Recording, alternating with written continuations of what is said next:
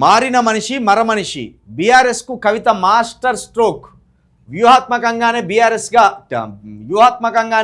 టీఆర్ఎస్గా నామకరణం. బీఆర్ఎస్ను మళ్ళీ టీఆర్ఎస్గా మార్చాలన్న నేతల ఆలోచనలకు బ్రేక్. ఒక దెబ్బతోటి మైండ్ బ్లాంక్ చేసింది ఆ బీఆర్ఎస్ నేతలకు. వాళ్ళు ఊరిస్తాను ఎప్పటికప్పటికి మేము మళ్ళీ బీఆర్ఎస్ను టీఆర్ఎస్గా మారుస్తాం అని కేసీఆర్ గారు ఓడిపోయినప్పటి నుంచి ఊరిస్తాను. వీళ్ళు ఊరిచ్చి ఏదో ఉంటుంది కదా, దాసి దయాల పాలు చేసినట్టు ఊరించి మీరు నమ్మబలకాలని చూసిన ప్రజలను. కేసీఆర్ గారేమో ఒప్పుకోలే, ఇక బీఆర్ఎస్ఏ 600 అయినా బీఆర్ఎస్ఏ అన్నాడు కేసీఆర్ గారు. మీరు తేరుకునే లోపే కవిత గారు దెబ్బ కొట్టింది. ఇది నిజంగా ఊహించని ఒక పెద్ద దెబ్బ బీఆర్ఎస్ పార్టీకి.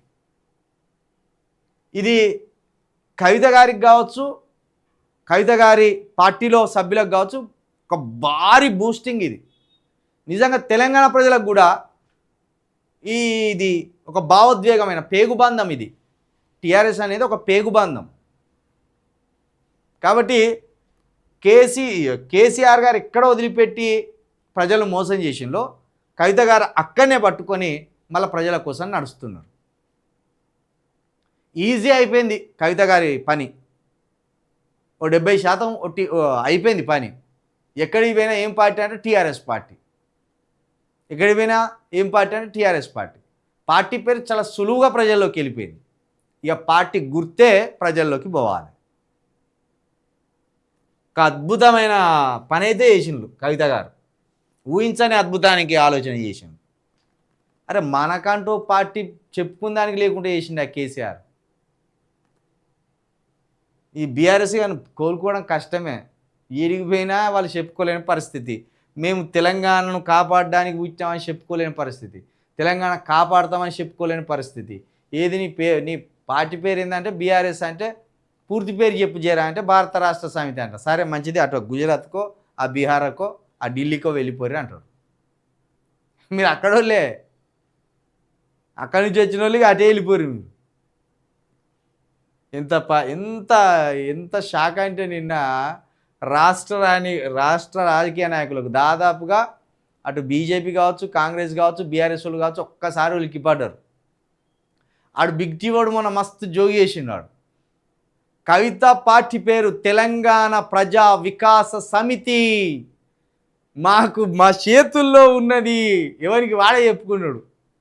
మా చేతుల్లో ఇక్కడ మీరు చూసుకోవచ్చు. బ్రేకింగ్ న్యూస్, మేము లైవ్ ఇస్తున్నాం. అందరు ఒక్కసారిగా అందరి మైండ్ బ్లాంక్ అయిపోయింది. నవ్వుల పాలైపోయింది అనుకోరు అందరు.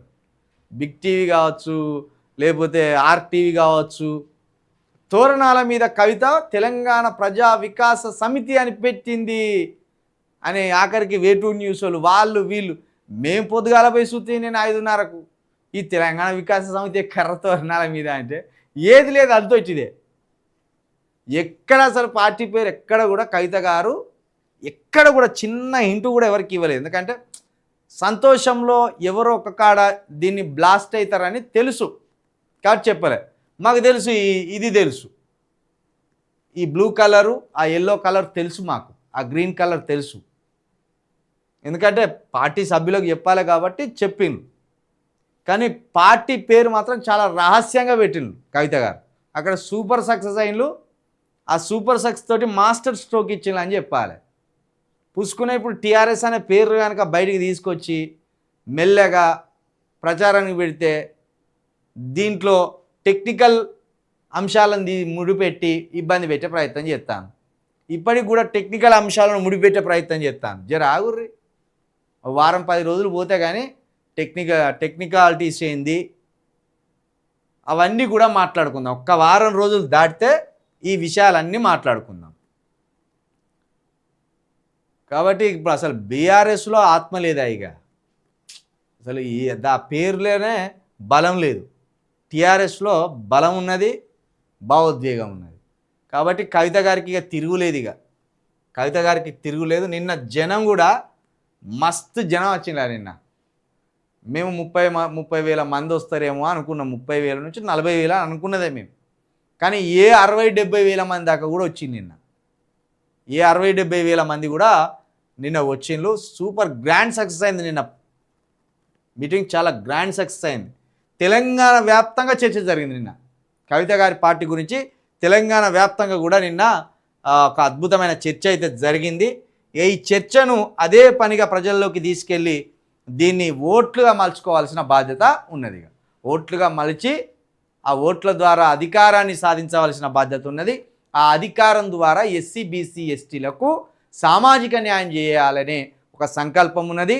దాంతోపాటు ఒక ఉచిత విద్య, ఉచిత వైద్యం అందించాలనే ఒక దృఢ సంకల్పం కూడా కవిత గారి దగ్గర ఉన్నది. కాబట్టి ఇక పార్టీ పేరు అందరికీ తెలిసిపోయింది. కాబట్టి ఇక పార్టీని అధికారంలోకి తీసుకురావడానికి ఉచిత వైద్యం, ఉచిత విద్య, సామాజిక న్యాయం, ఉపాధి, అద్భుతమైన పంచజన్యంతో ఇక పార్టీ నాయకులు ప్రజల్లోకి వెళ్ళండి. 1000 బస్సుల్లో జాగృతి కార్యకర్తలు అట్టహాసంగా టీఆర్ఎస్ ఆవిర్భావ సభ. నిన్న యమ బస్సులే, నిన్న ట్రాఫిక్ జామ్, ఇంతమంది వస్తారు అనుకోలే. నేను కూడా ఊహించని మంది వచ్చాను.